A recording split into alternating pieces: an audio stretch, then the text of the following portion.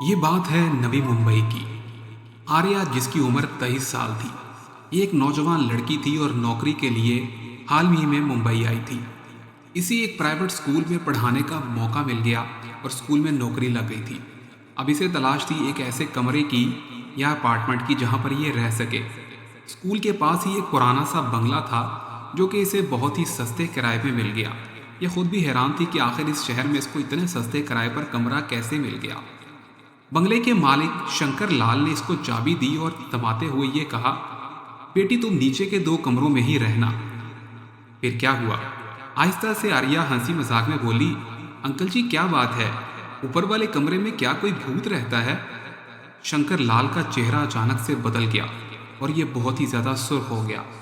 फिर उसने कहा, बेटा बस इतना समझ लो, वो कमरा अब किसी का नहीं रहा और ना ही वहां पर कोई रह सकता है।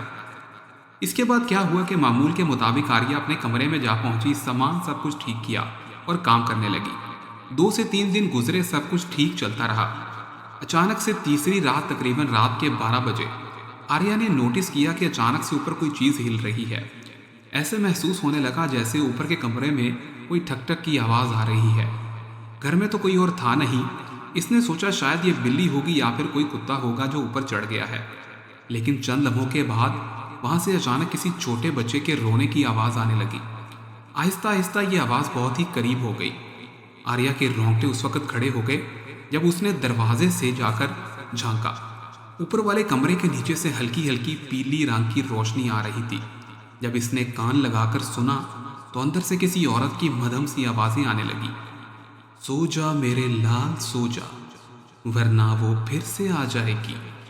आर्या ने जैसे ही ये आवाज़ सुनी उसके कदम खुद ब खुद पीछे हटने लगे। वो नीचे भागी और सारी रात ही जागती रही और सोचने लगी। अगले दिन उसने अपनी हमसाई से पूछा कि आंटी आखिर इस कमरे में क्या माजरा है, ऊपर वाले कमरे में आखिर है क्या? वहां से बहुत ही अजीब आवाज़ आ रही थी। आंटी ने भी घबराते हुए कहा, अरे मत पूछ बेटा, वो कमरा बहुत ही अपशने की है। पहले वहां पर एक सातरवी देवी रहती थी जो कि एक नर्स थी। इसका बेटा अचानक से बुखार से मर गया था। इसके बाद ये नर्स पागल हो गई। लोग कहते हैं कि वो अपने बेटे की रूह को और उसको जिंदा वापस लाने के लिए काला तंत्र मंत्र करती थी। चंद दिन के बाद अभी लाश उस कमरे में मिली थी कि थोड़े ही दिन के बाद वो नर्स भी गुजर गई। आर्या का दिल ये बात सुनते ही बैठ गया। वो बहुत ही ज़्यादा खौफ में मुब्तला हो गई क्योंकि उसने तो खुद अपने कानों से एक छोटे बच्चे की और उसकी माँ की आवाज़ सुनी थी। इसने फैसला किया कि किसी दिन वो रात को जाकर खुद सारा सच देखेगी। फिर अचानक क्या हुआ कि वो एक दिन रात को हाथ में टॉर्च लिए हुए सीढ़ियां चढ़कर ऊपर जा पहुंची। सीढ़ी पर घर से जैसे ही उसने ऊपर जाकर देखा तो यहाँ पर ऐसे गंदे जाले लगे थे और यूं लग रहा था कि जैसे कभी कोई इस कमरे में ना आया हो। और अचानक से क्या हुआ कि इस कमरे का दरवाज़ा खुद ब खुद खुल गया। अंदर बहुत ही ज़्यादा अंधेरा था और कोने में एक छोटा सा पुराना लकड़ी का झूला अभी भी हिल रहा था। आर्या ने जैसे ही झूले को देखा इसकी टांगें कांप गईं क्योंकि यहाँ पर तो बरसों से कोई नहीं आया था, तो ये झूला कौन झुला रहा था? आर्या ने कांपते हुए पूछा, कौन हो तुम?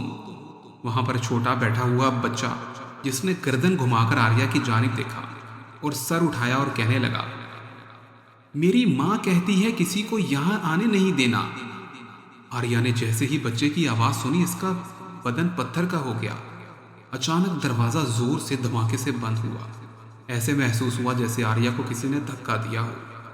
थोड़ी देर बाद उसने मुड़कर देखा और टॉर्च के सामने खौफनाक चुड़ैल नुमा भूतनी खड़ी थी।